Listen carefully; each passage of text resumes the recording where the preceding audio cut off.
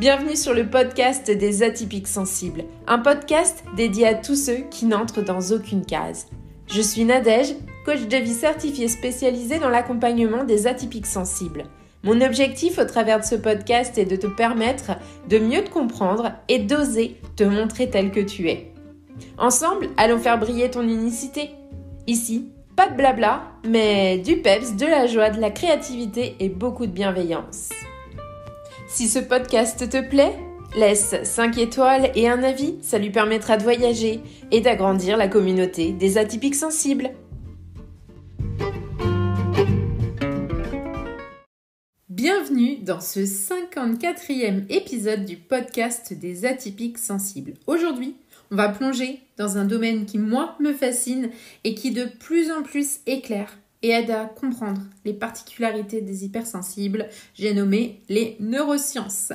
Alors, je vais vous expliquer de façon simple et accessible les derniers résultats des recherches scientifiques sur l'hypersensibilité et vous montrer en quoi les neurosciences peuvent vraiment nous aider, nous accompagner à mieux comprendre ce qu'on appelle un trait de personnalité. Vraiment, j'ai envie de vous amener à explorer comment ces nouvelles clés peuvent influencer notre vie quotidienne en tant qu'atypique sensible. Pour ceux d'entre vous et celles d'entre vous qui souhaiteraient vraiment aller approfondir encore plus le sujet, mais prenez le temps, allez découvrir mon livre. Il s'intitule « Et si c'était l'hypersensibilité ?» À l'intérieur, j'aborde vraiment ces questions en détail, tout en proposant des solutions pratiques, des témoignages, des partages. C'est tout ce que j'aurais voulu trouver quand j'ai découvert que j'étais hypersensible. Pour le trouver, c'est pas compliqué. Le lien, je le mets juste dans la description. C'est parti, on y va. Attaquons cet épisode. L'hypersensibilité, déjà, elle est souvent perçue comme étant une espèce d'intensité émotionnelle, une hyper-réactivité aux stimuli externes. Voilà, c'est vraiment, en général, on dit « Ah, c'est une personne qui est trop ceci, trop cela, qui en fait trop et trop partout. » Mais maintenant, on a mieux compris, grâce aux récentes avancées dans le domaine des neurosciences, que ce qu'on appelait trait de personnalité, c'est pas que ça. Il y a une explication dans le fonctionnement particulier du cerveau. Les recherches, déjà, dans un premier temps, elles ont montré que les personnes hypersensibles, elles ont des câblages cérébraux légèrement différents d'une personne qui ne va pas être hypersensible. Alors, ça veut dire quoi ? Ça veut dire que leur cerveau traite l'information de façon plus profonde et plus intense. Donc, l'activité cérébrale des hypersensibles dans certaines régions spécifiques du cerveau, comme par exemple le cortex singulaire antérieur, l'insula, cette activité cérébrale va être plus élevée que chez les autres personnes. Ces régions, bien entendu, on l'aura deviné, sont associées à la perception des émotions, à l'empathie et à la conscience de soi. Ça ne surprendra aucun hypersensible. On a aussi de nouvelles recherches qui ont utilisé des IRM fonctionnels et ces IRM ont révélé que chez les hypersensibles, il y avait une plus grande activité du système limbique. Le système limbique, c'est la zone du cerveau qui est responsable de la régulation des émotions et puis de certaines régions sensorielles du cerveau. Donc ça explique pourquoi les hypersensibles sont facilement submergés par les stimuli externes, que ce soit des lumières vives, des bruits forts, des odeurs et même une espèce d'ambiance émotionnelle intense. Je pense que chaque hypersensible peut reconnaître ce que je mets là-dedans. C'est ce truc de j'entre dans une pièce et je ressens l'ambiance émotionnelle. Je sais, telle ou telle personne, elle est en colère, telle ou telle personne, elle est hyper excitée, hyper joyeuse, etc.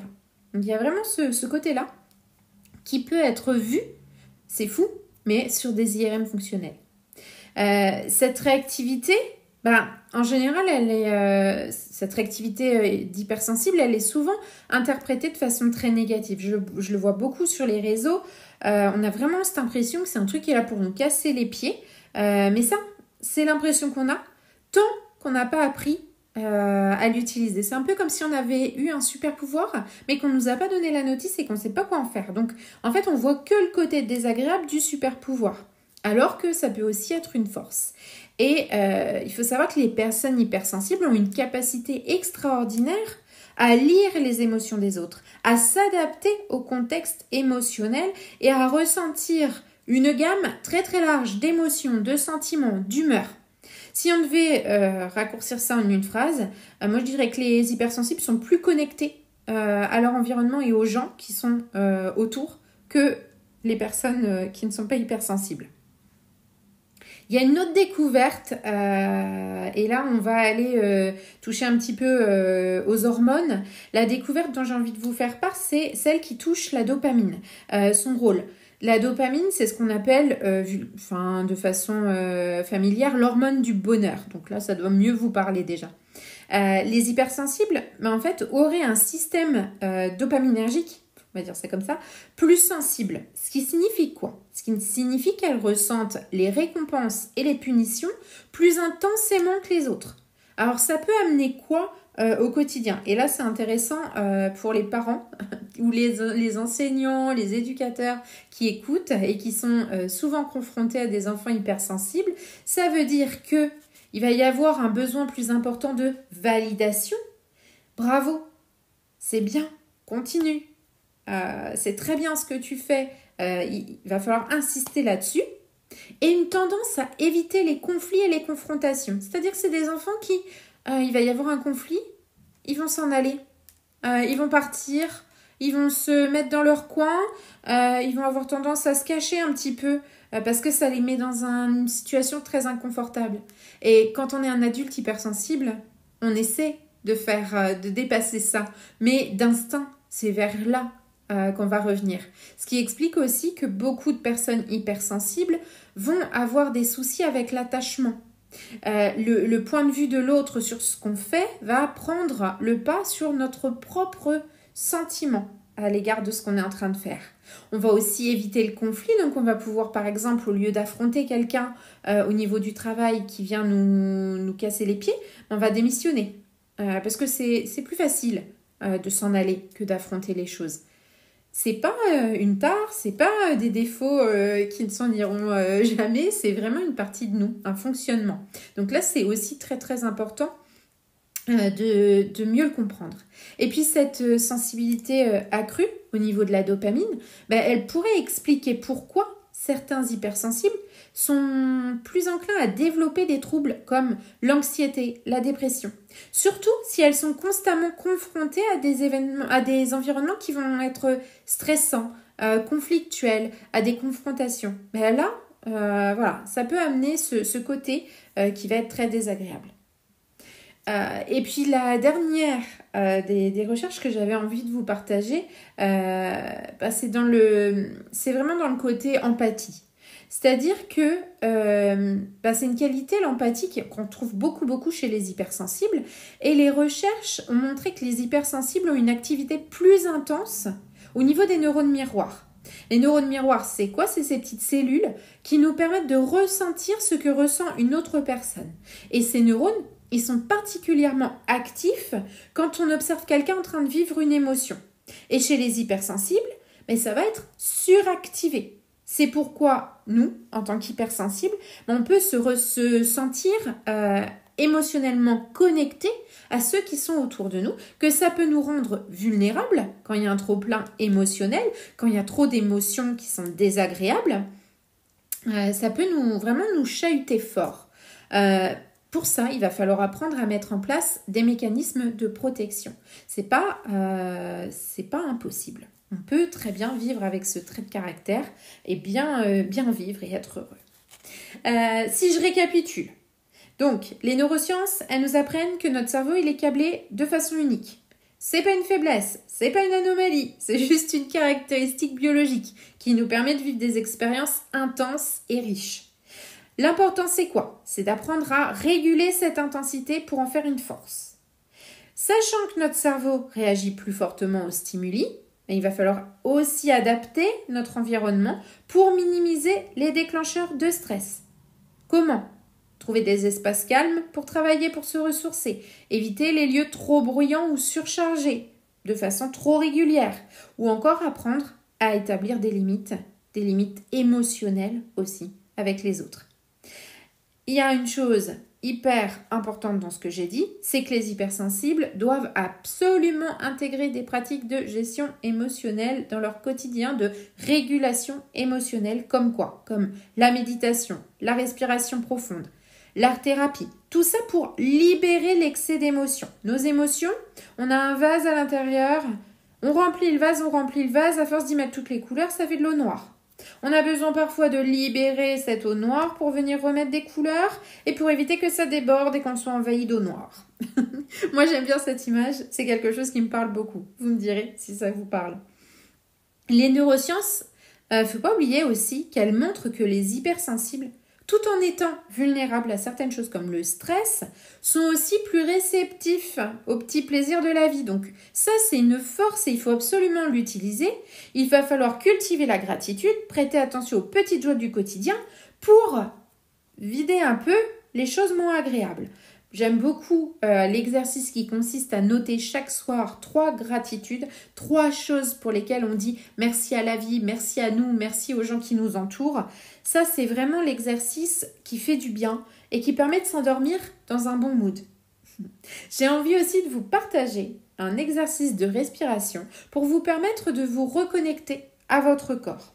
Vous le connaissez peut-être déjà, mais c'est un exercice de respiration très simple, puissant, qui va vous permettre de vous recentrer lorsque votre hypersensibilité vous submerge. Alors ça s'appelle la respiration carrée. C'est vraiment moi, mon outil chouchou pour apaiser le mental, réduire l'anxiété quand elle repointe son nez, parce que j'ai été anxieuse chronique et on ne se débarrasse jamais de notre angoisse, de notre anxiété. C'est aussi ce qui fait qu'on est en vie. C'est des petits systèmes de défense. Il ne faut pas oublier qu'ils sont là pour nous rappeler qu'il y a un truc qui ne va pas, qu'il va falloir écouter, qu'il faut se poser, qu'il faut ralentir. Alors, pour cet exercice de la respiration carrée, je vous invite vraiment à prendre 5 minutes. C'est le temps nécessaire pour cet exercice, à vous asseoir confortablement, à décroiser vos jambes si elles sont croisées, à poser les mains sur les genoux et on va visualiser un carré. Sur le premier côté, celui de gauche, on va monter sur le côté du carré en inspirant par le nez pendant 4 secondes. On va tourner vers la droite, retenir son souffle pendant 4 secondes pour faire l'autre côté. Descendre tranquillement en expirant par la bouche pour le troisième côté. Tracer le dernier côté en restant en apnée sans respirer pendant 4 secondes. On va répéter ce cycle de respiration pendant environ 5 minutes. Pendant que vous faites ça, essayez de vous concentrer sur le rythme de votre respiration, sur les sensations dans votre corps. Ça va vous permettre de vraiment vous ancrer dans le moment présent et d'aller apaiser toute la surcharge émotionnelle qui vous casse les pieds. Voilà. Si cet épisode a éveillé votre curiosité et que vous avez envie d'aller plus loin, que vous avez envie de me poser des questions, je vous invite à réserver un appel offert. Le lien sera dans la description. 30 minutes pour échanger, apprendre à faire connaissance et que je puisse vraiment vous partager des outils. Dans un deuxième temps, on peut voir si on peut entamer un travail ensemble ou non, mais c'est pas vraiment le but de cet appel. Cet appel, c'est vraiment que je vous donne déjà des premières clés pour avancer. Et pour moi, c'est aussi le moment où je peux savoir un petit peu qui m'écoute, rencontrer les personnes qui sont derrière leurs écouteurs. Et ça n'a pas de prix. Merci d'avoir écouté cet épisode du podcast des atypiques sensibles. J'espère vraiment que cette exploration des neurosciences et de l'hypersensibilité vous aura éclairé et vous aura fasciné autant que moi, que ça va vous aider à mieux comprendre votre fonctionnement, votre cerveau atypique. N'oubliez pas que la science, elle nous offre aujourd'hui des réponses concrètes pour mieux parler, mieux accepter notre sensibilité. C'est pas une faiblesse, c'est pas un défaut, c'est un trait de personnalité qui mérite vraiment d'être valorisé et respecté. N'hésitez pas à essayer mon petit exercice et prenez soin de vous, Je vous dis à très bientôt pour un nouvel épisode du podcast des atypiques sensibles. Si cet épisode vous a plu, n'hésitez pas à laisser 5 étoiles ou un avis sur votre plateforme d'écoute préférée.